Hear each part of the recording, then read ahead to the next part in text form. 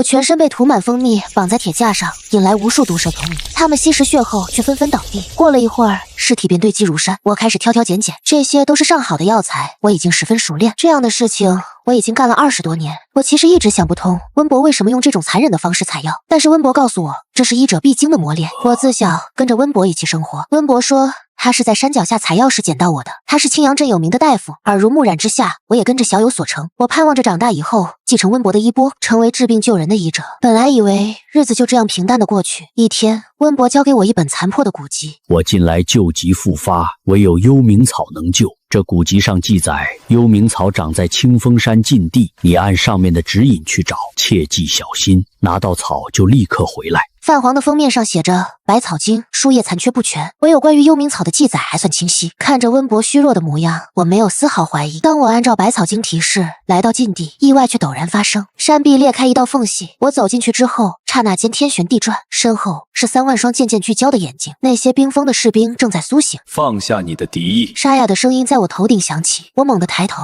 看到前方高台上一道身影端坐于巨大的王座之上，却被锁链束缚住。他们感应到你的恐惧，而你也应该感受到。我浑身都在颤抖，胸口出现的纹路像火一样灼烧，而更可怕的是，我能感觉到有什么东西正通过这纹路从我身体里被抽走。你是谁？这是什么东西？这是同命气，一旦结成，你的生机便是我的养分。不过若我死，你也活不成。我们如今是一根绳上的蚂蚱。祭台下传来整齐划一的铠甲碰撞声，我低头看去，3万将士已经全部挣脱冰封，列成严整的方阵，齐刷刷单膝跪地参见主帅。我彻底懵了，眼前这个人竟然是这些阴兵的主帅，那他到底是谁？又为何会与我结成同命气？我名霍征，100年前霍家军主帅。我浑身一震，霍家军，那个传说中死守清风关，与10万敌军鏖战7日7夜的铁血军队。100年前国师玄冥设下血咒，将我与3万将士封印在这里，锁住我的魂魄，让我不死不灭，却也永世不得解脱，被困此地不得往生。而我的将士们也沦为阴魂，怨气早已侵蚀神智，如今还能保持阵型已是极限。卿氏与霍家有100年契约，卿氏血脉世代为霍家军温养阴魂，只是这份契约最终成了玄冥的棋子，霍家则护卿氏100年安宁，也成了你的宿命。你要用我的命供养他们？卿氏血脉天生通幽冥，百毒不侵。你的血、你的魂、你的生机，都是温养阴魂最好的养料。你还活，他们就能维持一点神智，不至于彻底沦为厉鬼。卿氏血脉，我从未听过这个名字，下意识地摸向胸口，那道血色纹路似乎更清晰了些。那你会放过温博吗？我听见自己的声音在发抖，温博还在等我回去，我不能让他出事。他忽然笑了，笑得我从心底发寒。温敬山送你进来，真的只是为了幽冥草？温敬山，我只知道他姓温，但是从未听过他的全名。看看你的胸口，我仔细看，那些血色纹路组成了一个极其复杂的图腾，中央是一朵盛开的莲花，花瓣上都有细腻的符文，而在莲花心处有一个几乎看不见的印记，那是一枚印章的图案，印章上刻着2个字：卿氏。这是卿氏的家徽，我听得一头雾水。卿氏、霍家军，这些都与我有什么关系？温敬山怎么会告诉你，他偷走卿氏衣钵，将你养大，就是为了今日将你献祭，换他心上人重生？每一个字都像冰锥扎进我心里。不可能，温博他只是个普通大夫，他不会这么做。普通大夫？你可知卿家山庄一夜灭门是谁的手笔？就是那位普通大夫和他心心念念的柳灵儿，他们为夺卿氏秘传的移魂续命术，屠尽山庄73口，只留下一个尚在襁褓的女婴。因为那术法，那个女婴就是你。取卿氏嫡系血脉为引，温敬山养你20年，让你熟知经脉穴位、气血运行，不是为了救你，是为让你这具身体成为最适合柳灵儿魂魄的容器。我的世界瞬间崩塌，这么多年的师徒情谊，原来都是一场精心编织的骗局。他教我医术时温和的叮嘱，全都是为了把我养成一具完美的容器，等着有一天把我的魂魄剥离，让另一个女人占据我的身体。祭台下3万阴兵静静伫立，突然觉得这20年来的一切，全部都是一场精心编织的骗局。为什么现在才告诉我？因为同命气已成，你我生死相连。你有权知道真相，更何况我需要你心甘情愿帮我解开这血咒。这不是普通的锁链，每一条上都刻着往生咒，缠入我的命血，将我魂魄锁死在这具躯壳里，100年不腐，100年不灭，也100年不得解脱。我看向锁链，泛着幽暗的光泽，刻满了细腻的符文。要破链，需以卿氏血脉为引，辅以往生气，但往生气需要布阵者心甘情愿的3滴心头血，1缕生魂丝。若你心有抗拒，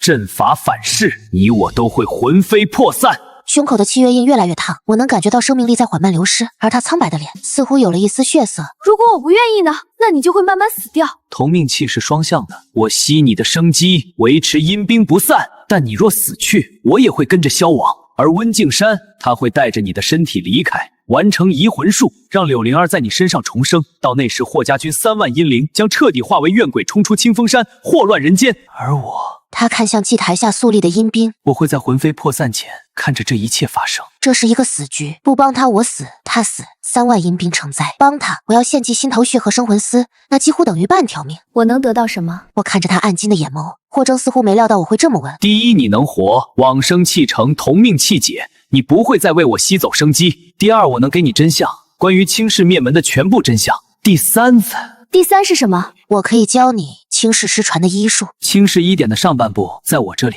青氏1典，那是传说中青氏的不传之秘，记载着生死人肉白骨的绝世医术。温伯曾无数次提过，说那1典早已失传，是医道最大的遗憾。你怎么会有？亲家家主与我祖父是至交，1典分上下2部，上部讲救生，下部讲渡死。上部在我祖父手中，下部随亲家家主葬于祖坟。灭门那夜，温敬山挖开祖坟，取走了下部，却不知上部在我霍家。你若助我，上部归你。你既有青氏血脉，又习得青氏医术，才算真正继承了青氏的衣钵。这番话击中了我。20年来，我活着只有2件事：学医和报恩。如今恩情是假，那医术至少要是真的。好，我帮你。明智的选择。那么现在，靠近了才看清，那些锁链缠绕的位置极其刁钻，全是气血交汇的大穴。我将银针刺入他肩颈穴，将内息渡入他体内。你会内力？温伯教的。他说医者若无内力辅佐，针法难针化境。现在想来，他教我内力，大概也是为了让这具身体更好用吧。渗血慢慢止住了。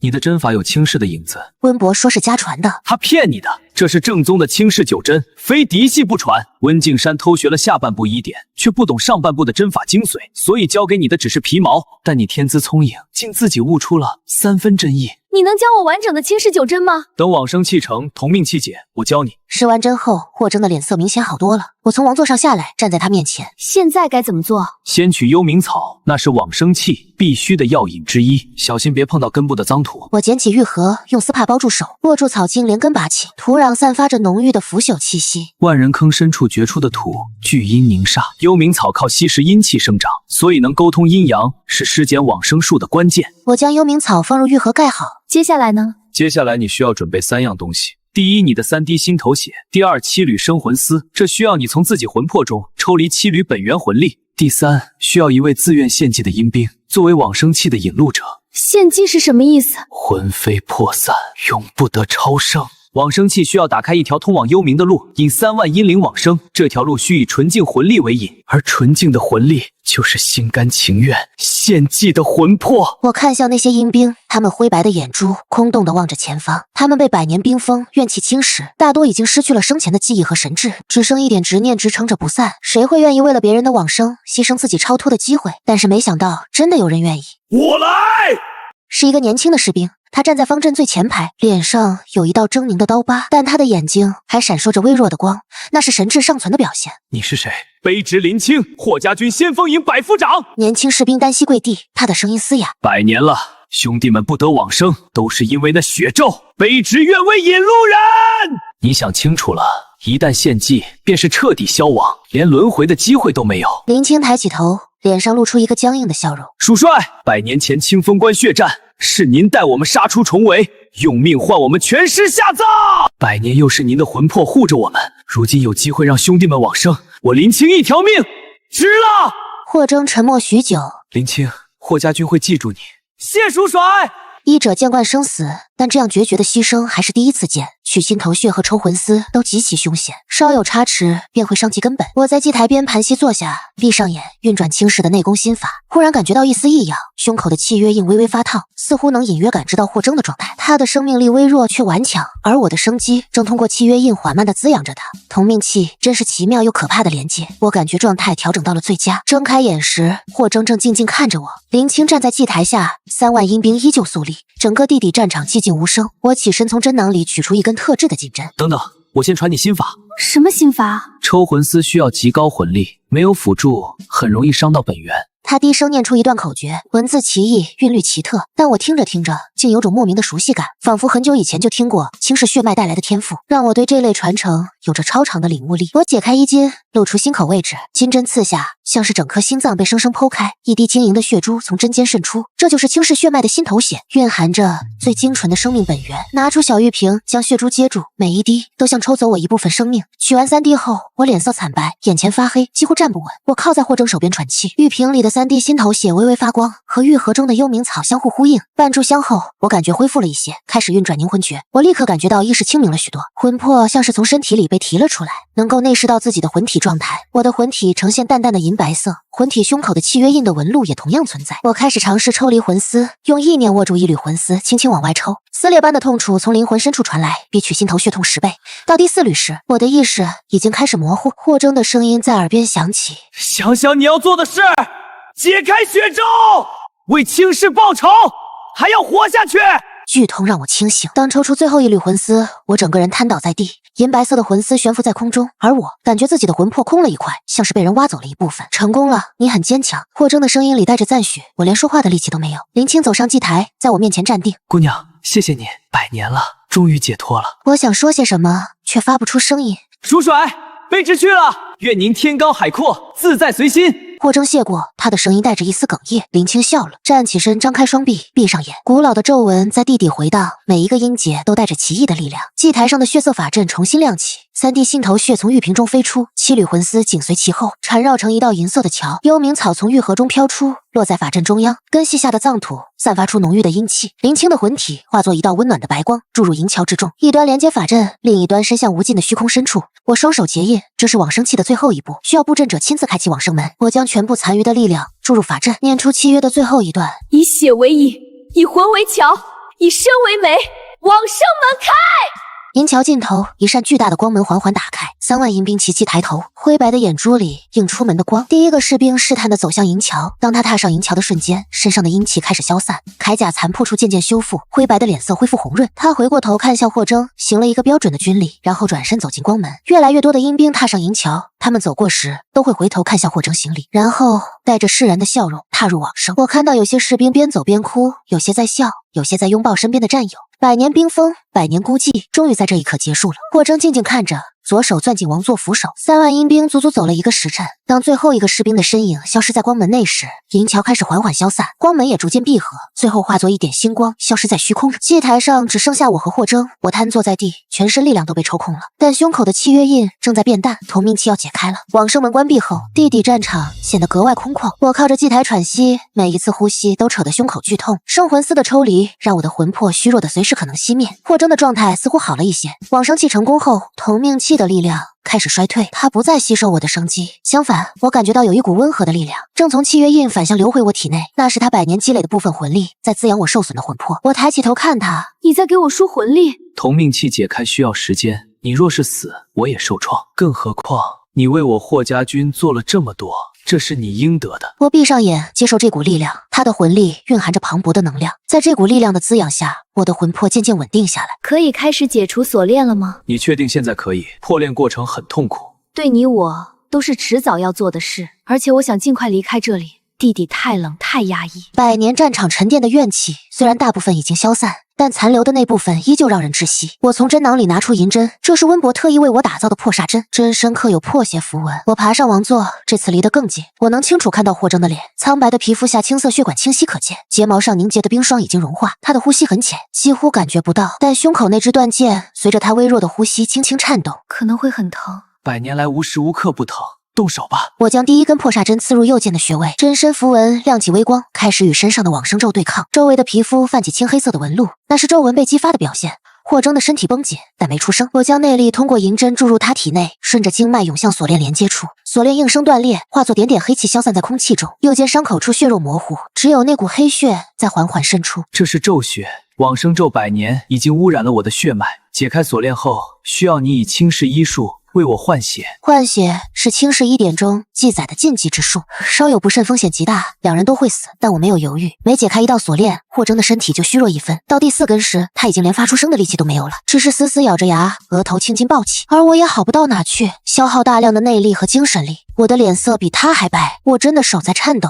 休息一下。不能停，骤血正在反噬，停下你会更痛苦。霍征终于支撑不住，头一歪昏了过去。他的气息微弱的几乎感觉不到，整个人像是随时会消散，只剩下最后一条心口的核心链。锁链深深嵌入皮肉，稍有不慎就会伤及心脉。我将最后3根破煞针刺入周围的穴位，黑气蔓延，缠绕上我的手腕，青氏血脉在这一刻彻底激发。我的双眼泛起淡淡的荧光，一股前所未有的力量从血脉深处涌出。霍征的身体剧烈抽搐，我迅速按住他颈部的伤口，用内力封住血脉，同时从怀里掏出止血药粉，药粉洒上黑血，渐渐止住。但霍征脸色惨白如纸。我从怀里取出一套特制的银质针管，这是温伯给我的18岁生辰礼，用来进行最精密的内疗。现在想来，他给我这个大概也是计划中的一环。压下心中的刺痛，将针管刺入自己手腕，青氏血脉的血在幽蓝冷光下泛着淡淡的荧光，充满一管后刺入霍征手腕。这是一个漫长而痛苦的过程，我要一点点将自己的血输给他。这个过程必须极其缓慢，否则两人的心脏都承受不住。随着纯净的青氏血注入，霍征的脸色开始好转，那层死气沉沉的灰败渐渐褪去，取而代之的是虚弱的苍白。我的状态却越来越差，当我几乎要昏过去时，霍征的呼吸终于平稳下来，他的心跳恢复了有力的节奏，伤口渗出的血也变成了正常的红色。他睁开了眼睛，输了太多血，够用就行。说完这句，我眼前一黑，终于撑不住倒了下去，没有摔在冰冷的祭台上。霍征伸手接住了我，他的手依旧冰凉，但已经有了真实的触感，不再像之前那样虚浮。睡吧，剩下的交给我。然后我就真的失去了意识。再次醒来时，我感觉自己在移动，发现自己被霍征抱在怀里，走下祭台，那里不知何时出现了一个向上的阶梯。你能动了？锁链已拔，咒血已换，封印自然解除。霍征低头看我，虽然还很虚弱，但走路没问题。他走得很稳，但我能感觉到他的手臂在微微颤抖，换血后的身体需要时间适应。放我下来吧，我自己能走。你失血过多，魂魄受损，不宜走动。我这才注意到，我们已经离开了那个地底战场，进入一条向上的隧道。隧道墙壁上刻满了壁画，描绘着100年前的战争场景。清风关血战，3万霍家军死守关隘，抵挡10万敌军，鏖战7日7夜，粮尽援绝，最后全军覆没。壁画栩栩如生，我能看到年轻士兵们脸上的坚毅，看到霍征身先士卒冲锋的身影，看到敌军如潮水般涌来。最后一幅是霍征被锁在王座上，身下血色法阵亮起，3万将士尸体负冰封存。这是谁刻的？被封印的第1年，我用指甲在石壁上刻的，想着有人会知道我们为何而死。100年孤寂被困地底，只能用这种方式记录自己的存在，那是怎样的一种绝望？现在有人看到了，隧道很长，盘旋向上。霍征走得不快，但很稳。我躺在他怀里，能听见他逐渐有力的心跳，能感觉到他温热的呼吸拂过我的发顶。很奇怪的感觉，明明不久前我们还是陌生人，是囚徒与祭品的关系，但现在我们之间建立起了一种难以言说的联系。同命器虽然解开了，但青氏血脉与他的连接还在，我能隐约感知他的状态，他也能感知我。我们这是要去哪？回地面去找温静山。提到这2个名字，我的心沉了下去。20年的养育之恩，到头来是一场精心策划的骗局。那种被背叛的感觉，像一根刺扎在心里，每次想起都会疼。你恨他们吗？我沉默了很久。不知道，恨是有的，但更多的是困惑。温伯教我医术，教我做人，那些温柔和关怀，难道都是假的吗？人性很复杂，温静山爱柳灵儿是真的，他想让她重生也是真的，而对你或许最初只是利用，但20年朝夕相处，也许也生出了一些真情，只不过这一份真情抵不过他对柳灵儿的执念。那你呢？你恨那个国师吗？恨那些害死霍家军的人吗？霍征的脚步停了，隧道到了尽头，前方是一扇厚重的石门。恨过，100年里无时无刻不恨，但往生启程，看着3万兄弟踏上轮回之路的那一刻，我突然觉得太累了，我只想好好活一次。他低头看我，说着他把我放下，厚重的石门缓缓向内打开，刺目的阳光涌了进来。外面是清风山的山阴处，只是此时已是清晨，朝阳初升，驱散了所有阴霾。我们出来了，从100年幽冥重返人间。霍征站在门口，望着外面的阳光，像是第一次见到光明的盲人。他转头看我，嘴角扬起笑容。走吧，该去算账了。从清风山下来，我们在一处溪边休息。霍征坐在溪边一块大石上，没有了往生咒的束缚，他的容貌完全显现出来，剑眉星目，鼻梁高挺，唇色虽然仍淡，但已不再是那种死气的白。他长得很好看。我别开视线看向溪水，清澈的溪流倒映着蓝天白云，也倒映着我自己的脸，苍白憔悴，眼下有浓重的青黑，但最引人注目的是胸口契约印的纹路，依旧清晰可见，从血红色变成了浅粉色，像一道胎记。它会消失吗？我指着印记问霍征。同命器一解，印记会慢慢淡化，但不会完全消失。连接已经建立，这是永久性的。永久？从今往后，你能感知我，我也能感知你，这是契约的副作用。这意味着我们这辈子都绑在一起了。不喜欢？不是，只是不习惯。我取出昨夜进山前带的烙饼，掰成2半递给他一半。霍征接过看了看，又看了看我。你平时就吃这个？出门在外将就一下。我咬了一口，回去再吃好的。回去哪？温景山呢？我噎住了。是啊，回哪去？那个我住了20年的家，那个我以为的避风港，现在成了最讽刺的地方。我不知道。霍征伸手接过我的水囊，从溪里灌满水递给我。青宁，跟着我吧，等找到温景山，问清楚真相再做打算。你会杀他吗？他屠了倾家山庄73口，其中可能有你的亲人，又设局害你，想用你的命换柳灵儿重生，这样的仇你不报？我不知道。我还是这句话，温伯他毕竟养了我20年，就算一切都是假的，但那些年的记忆不是假的，这就是我最痛苦的地方，恨不起来也原谅不了。休息够了就走吧，温景山应该还在家里等你，等你带着幽冥草回去。是啊，温伯还在等我，他以为我会乖乖采了药回去救他，然后落入他设下的陷阱。直接回去，当面说清楚。下山的路比上山时好走许多，阳光明媚，鸟语花香。昨夜那场惊心动魄的经历，仿佛只是一场噩梦，但胸口的印记和身边这个人的存在，都在提醒我那是真的。我们回到了小镇，镇子叫青阳镇，依山傍水，民风淳朴。我在这里生活了20年，每一条街道，每一家店铺都熟悉的像自己家，而现在走在街上，却觉得一切都那么陌生。街角的豆腐西施依旧在叫卖，茶馆的说书先生还在讲着才子佳人的故事，孩子们追逐打闹着跑过，一切如常。只有我知道，我的世界已经天翻地覆。我在一栋小院前停下，霍征站在我身边，准备好了吗？推开了院门，院子里很安静，药铺里的草药长势正好，晾晒架上的药草在阳光下散发着清香，一切都和往常一样，除了堂屋门口那个坐在竹椅上的身影，他看起来比昨天更虚弱了，脸色灰败，嘴唇发紫，但眼睛却亮得惊人。他看到我时眼中闪过喜色，但看到我身边的霍征时，那喜色瞬间凝固，变成了震惊和恐惧。青宁，这位是温景山。霍征先我一步开口，别来无恙。温伯浑身一震，死死盯着霍征，像是看见了鬼。你怎么可能还活着？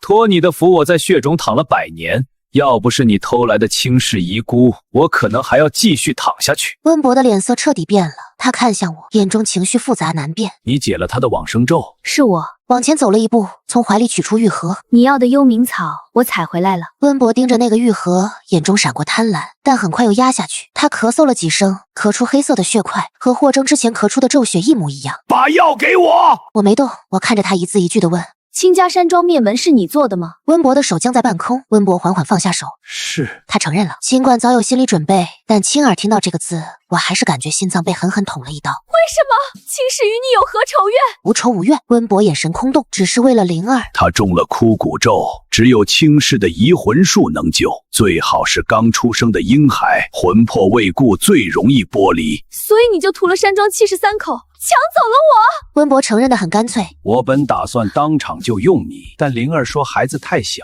魂魄太弱，撑不住移魂。她说等孩子长大些，魂魄稳固了再说。这一等就是20年，20年养育，20年呵护，原来都是为了等我的魂魄成熟，好让他心爱的女人住进来。我笑了，笑的眼泪都出来了。所以这20年把我养得健健康康，都是给柳灵儿准备完美的身体，对吗？青宁，不是这样的。一开始是的，但后来我是真心把你当女儿。够了，别再说了。再说下去，我怕自己会心软。霍征上前一步挡在我身前。柳灵儿在哪？你们来晚了。昨夜子时，灵儿的魂魄已经散了，筹谋20年，最后还是没等到。他忽然剧烈咳嗽起来，咳出大团大团的黑血。那些血落在地上，竟然在蠕动，像有生命一般。霍征脸色一变，你也被下了咒，是灵儿下的。温伯喘着气，他说若他活不成，我也别想独活，我们要死一起死。真是个疯子。我看着他咳血的样子，本该觉得解恨，却只觉得悲哀。20年养育，纵然是骗局，那些温情也是真的。如今看着他这样，我心里像压了块石头，沉甸甸的难受。最后一个问题，我的亲生父母是谁？温伯浑浊的眼中泛起泪光。你父亲是卿家庄主清明，你母亲是江南林家的林婉。他从怀里摸出一块玉佩，背面刻的是一个婉字，这是你母亲的遗物，我一直留着，本想等你及笄时给你，但一直没敢。我接过玉佩，温润的触感从掌心传来，这就是我亲生母亲的东西。他们是怎么死的？温伯闭上眼。你父亲是被我一剑穿心，你母亲抱着你跳下悬崖。我赶到时只来得及抓住你，他摔得粉身碎骨，每一个字都像刀凌迟我的心。清宁，温伯伸手想碰我，被我躲开，他惨然一笑，收回手。我知道没资格求你原谅，这20年就当是我欠你的，如今该还了。说着，他从袖中抽出一把匕首，对准自己的心口。温博，我惊呼，但有人动作更快。霍征一指点出一道气劲，击中温博的手腕，匕首脱手飞出，定在门板上。想死没那么容易，你欠卿氏73条人命，欠霍家军3万英灵，一死了之太便宜你了。那你想怎样？我要你活着赎罪，用你剩下的每一天超度死者，去弥补你犯下的罪孽。温博愣住了，我也愣住了。我本以为霍征会杀了温博，以他的血性，以霍家军3万条人命，他完全有理由这么做，但他没有。为什么？霍征看向我，因为有人不希望你死。我心头一震，霍征能感知我的情绪，我刚才那一瞬间的不忍，他感觉到了。青宁，温博老泪纵横，我对不起你。别说了！我转过身不再看他。霍征从怀里取出一本薄薄的书册，扔给温博。书册封面上写着3个字：往生经，这是超度亡魂的经文。从今天起，你每天念3遍，为卿家与霍家军祈福，念到你死的那天为止。温博捧着经书，手在颤抖。去山下无名庙做守庙人，用余生侍奉香火，这是唯一赎罪机会。温博沉默了很久，终于点头。我知道了。霍征拉着我走出了小院，院门在身后关上，将那个生活了20年的家和那个养了我20年的人一起关在了过去。我站在门外看着熟悉的街道，却不知该往哪儿去。接下来去哪？先找地方住下，你需要休养，然后我教你轻视九针和医典。那之后呢？霍征望向远方的天际。之后你想去哪儿，我就陪你去哪。我心头一暖，家没了，亲人没了，但至少还有这个人，这个从幽冥中醒来，与我命运相连的人。好，我们并肩走向镇外，走向未知的远方。阳光正好，前路还长。我们在青阳镇外租了一处小院，院子不大，但很清静，背靠青山，面朝溪流。最重要的是离镇子不远不近，既方便采买，又不会被人打扰。安顿下来后，刚开始正式教我轻视医术。他先传了我轻视医典的上半部，那是一本用特殊药水写成的书册，平无字，只有在月圆之夜对着月光文字才会显现，这是轻视的保密手段，以防医术外传。我翻开书册，在月光下一行行阅读，记载的内容果然精妙绝伦，远超温博教我的那些皮毛。从诊脉辨证到用药施针，从内科调理到外科手术，无所不包，无所不精。但最让我震撼的是最后几页，那里记载的不是医术，而是禁术、移魂续命术、借尸还魂术、同命器、往生器，这些传说中的禁忌之术，竟然都出自轻视。轻视最不是医者是巫师，先祖掌管祭祀与通灵，但这些禁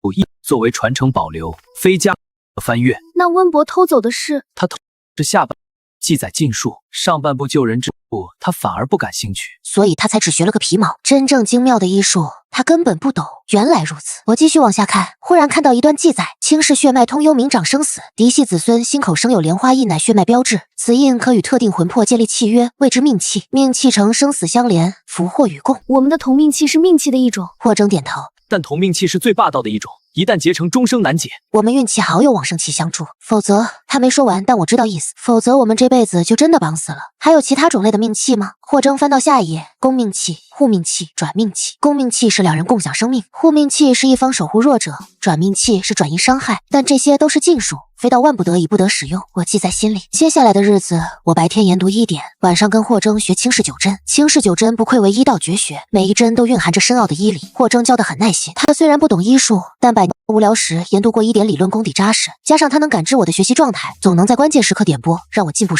1个月后，我已经掌握了前3针。你的天赋很好，比我想象中快得多。是师傅教的好。这段时间的相处，我们的关系亲近了许多，从最初的囚徒与祭品，到后来的同盟，再到现在的师徒。或许以后还有更深的联系。我能感觉到胸口的莲花印越来越淡，但我和霍征之间的感应却越来越清晰。有时候我一个眼神，他就知道我想什么；他一个动作，我就明白他要做什么，像是心有灵犀。这天傍晚，我正在院子里练习第4针回春，霍征神色凝重地从屋里走出来。怎么了？有人来了。霍征望向院外的小路，3个人，是高手。我心头一紧，冲着我。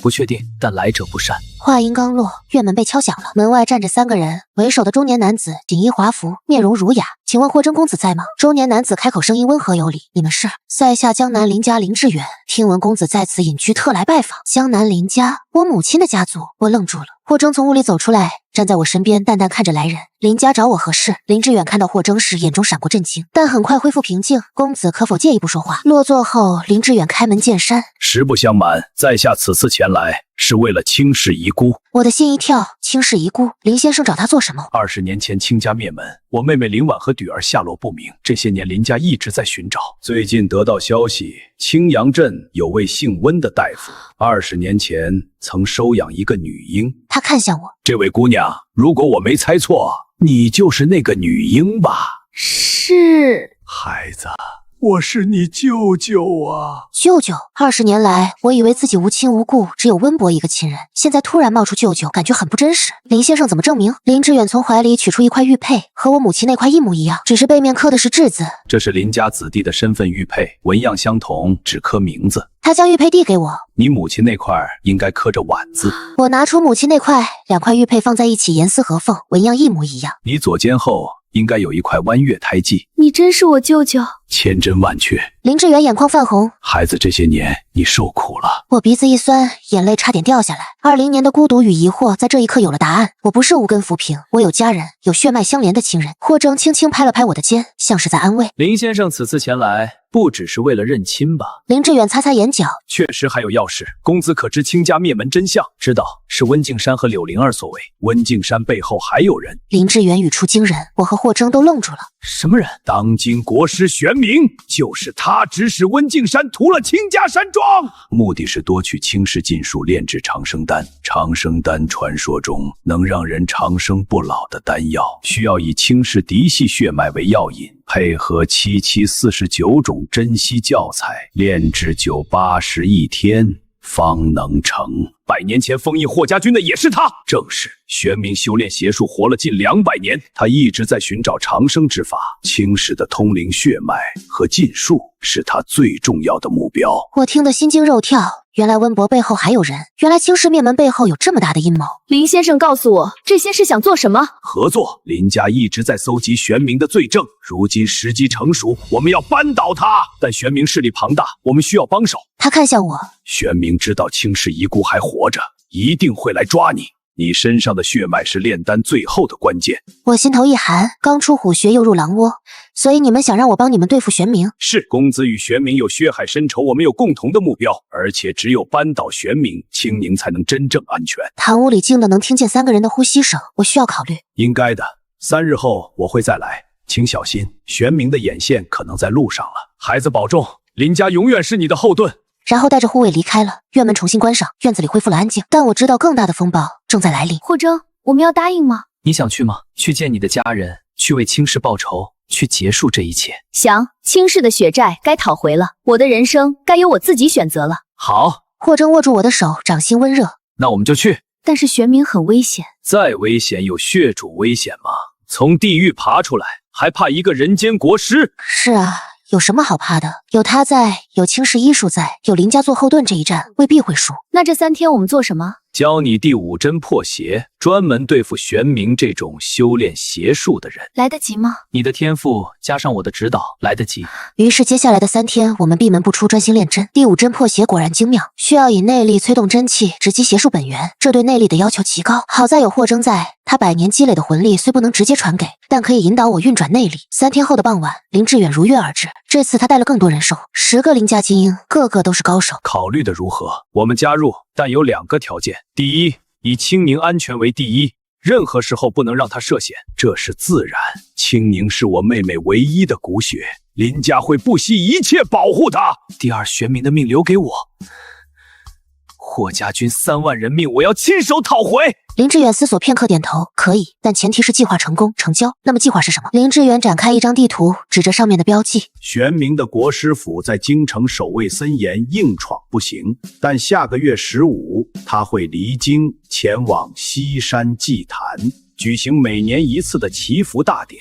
那是他唯一离开国师府的时候，也是我们动手的最佳时机。西山祭坛地形如何？3面环山，1面环水，易守难攻。但祭坛内部有一条密道，是前朝修建的，知道的人极少。林家已经打通关系，可以在祭坛内部安排人手，到时候里应外合，必能成功。计划听起来可行，需要我做什么？2件事。第一，你身上的倾世血脉可以感应到玄冥修炼的邪术本源，到时候需要你锁定它的位置，不是害人的那种，是保命的。比如护命器，可以在关键时刻救人性命。我看向霍征，我可以教你，但护命器需要双方自愿，不能强迫。那是自然，我们会找自愿的人。事情就这么定了下来。接下来1个月，我们随林家前往京城。一路上，林志远给我讲了许多林家的事，讲我母亲小时候的趣事，讲清家山庄当年的盛况。我心中那个关于家的模糊影像渐渐清晰起来。有关心我的舅舅，有一个庞大的家族在等我回家，这种感觉很好。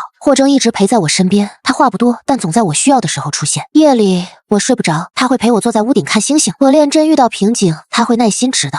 我想父母想的掉眼泪，他会默默递上手帕。1个月的时间，我们的关系又进了一步，从师徒到同伴到更亲密的存在。我能感觉到每次他靠近时，我心跳会加快；每次他对我说笑时，我会脸红；每次他保护我时，我心里会暖暖的。这种感情应该叫做喜欢，但我没说出口。现在不是谈情说爱的时候，大敌当前，生死未卜。一切都要等尘埃落定再说。霍征似乎也是这样想的，他对我好，但始终保持着适当的距离，从不越界。我们心照不宣，都在等一切结束，等可以安心谈感情的那天。1个月后，我们抵达京城，林家在这里有宅院，我们秘密入住，开始最后的准备。距离玄冥前往西山祭坛还有3天，这3天，霍征教我护命器。护命器是命器的一种，但比同命器温和得多。施术者可以将自己的部分生命力转移给受术者，在关键时刻保住对方性命，代价是施术者会虚弱一段时间，但不会伤及根本。我学得很快，1天就掌握了。你很有天赋，霍征难得夸人，比你母亲当年还厉害。你认识我母亲，见过几面。清家家主带你母亲来霍家做客，那时她才10几岁，活泼开朗，医术天赋极高。你父亲清明也是青年才俊，2人站在一起，天造地设。他眼中闪过怀念。后来听说他们成亲后生了女儿，没想到再见时已是物是人非。我心头一酸，如果父母还活着该多好。霍征，等这件事结束了，你有什么打算？霍征看着我，眼神温柔。先陪你去清家山庄旧址祭拜你父母，然后你想去哪，我就陪你去哪，天涯海角都可以。那霍家军呢？你不回去看看？霍征眼神黯淡，100年过去，霍家可能早已没落，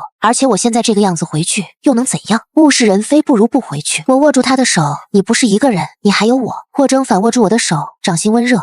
我还有你。这句话像是一个承诺。3日后行动开始。西山祭坛位于京城西郊，依山而建，气势恢宏。祭坛共9层，每层高3丈，顶层是露天平台，中央有一座青铜巨鼎，鼎内常年燃烧着长生香，据说是玄冥特制的香料，有延年益寿之效。今日是祈福大典，祭坛周围戒备森严，将祭坛围得水泄不通，但在严密的防守也有漏洞。林家早在半年前就开始布局，买通了祭坛内部的一个管事，通过他将20名林家高手伪装成杂役，提前潜入祭坛。我和霍征、林志远等人则扮作香客混在人群中。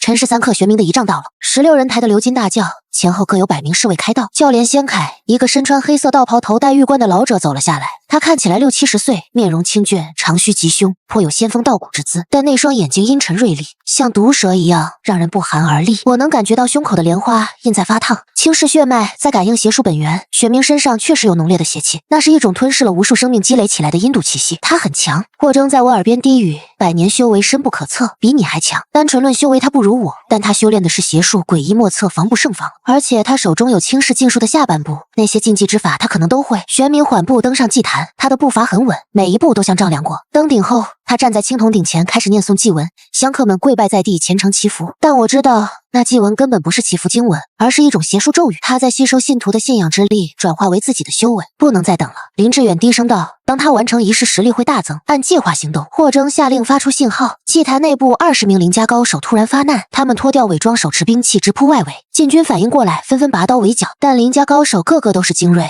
一时间竟抵挡住了。霍征拉着我施展轻功，几个起落就跃上了第3层祭坛，林志远等人紧随其后。我们的目标是顶层玄冥所在，一路厮杀，血染祭坛。禁军人数众多，但霍征实力太强，他虽未完全恢复，但100年魂力加持，所过之处无人能挡。很快到了第8层，再往上就是顶层。站在这里，我们遇到了阻碍，4个身穿黑袍的老者拦住了去路，他们面容枯槁，眼神空洞，身上散发着浓烈的死气，是玄冥炼制的尸魁，用活人炼制而成的战斗傀儡，不知疼痛，不知恐惧，只知杀戮。我来对付他们。霍征将我护在身后，你们继续往上，你一个人行吗？放心，100年未动手，正好活动活动筋骨。话音落下，他已冲了出去，暗金的光芒在掌心凝聚，化作一道凌厉的剑气，直劈向4个尸魁。大战爆发，我咬了咬牙，跟着林志远继续往上冲。顶层就在眼前，但当登上顶层时，我们愣住了。玄冥不在，青铜鼎前空空如也，只有鼎内的长生香还在燃烧。人呢？林志远脸色一变，我胸口的莲花印突然剧烈发烫，指向一个方向祭坛边缘的悬崖。我冲过去往下看，悬崖下是万丈深渊，但崖壁上有一个突出的平台，平台上玄冥正站在那里冷冷看着我们。林家的小辈还有轻视遗孤，他的声音从崖下传来，阴冷刺骨：等你们很久了。玄冥今日就是你的死期，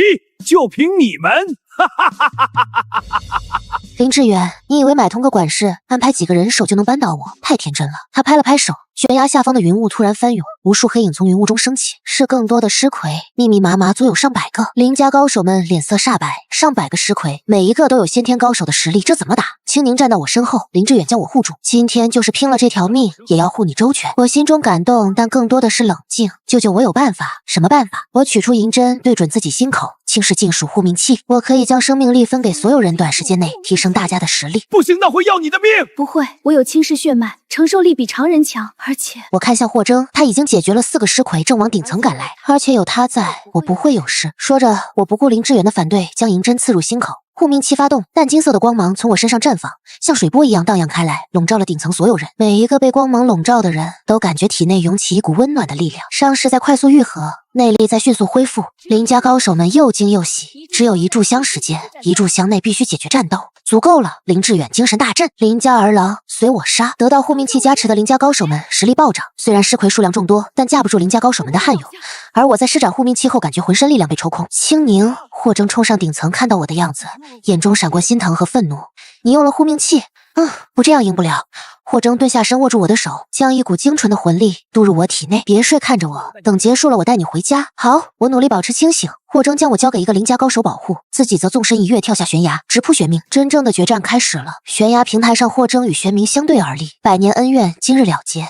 霍征，没想到你真的还活着。玄冥阴冷的声音响起，当年没把你彻底炼化，是我的失误。失误？玄冥最大的失误就是不该招惹轻视，不该屠戮霍家军。今日我要你血债血偿。暗金光芒冲天而起，霍征全力出手了，百年魂力毫无保留的爆发，整个悬崖平台都在震动，悬崖上的碎石簌簌落下，掉入万丈深渊。百年封印，你居然还能保持这样的实力？玄冥眼中闪过忌惮，不愧是霍家百年一遇的天才。少废话！霍征再出一掌打的玄冥节节败退，但玄冥毕竟是活了近200年的老怪物，退到平台边缘时，他突然抱起双手，结出一个诡异的印诀，万魂噬心。凄厉的鬼哭声响起，无数冤魂从玄冥体内飞出，扑向霍征。那是他百年来吞噬的魂魄炼化而成的怨灵，最是阴毒。霍征急忙收掌防御，暗金光芒凝聚成护罩，将怨灵挡在外面。但怨灵数量太多，前赴后继的冲击护罩，护罩光芒渐渐暗淡，眼看就要破碎。我在顶层看得心急如焚，却无力相助。就在这时，我胸口的莲花印突然光芒大放，一道淡金色的光柱从我身上射出，穿透云雾照在霍征身上。那些怨灵被金光照到，发出凄厉的惨叫，纷纷消散在空中。霍征惊讶，轻视血脉的净化之力。玄冥脸色大变，不可能，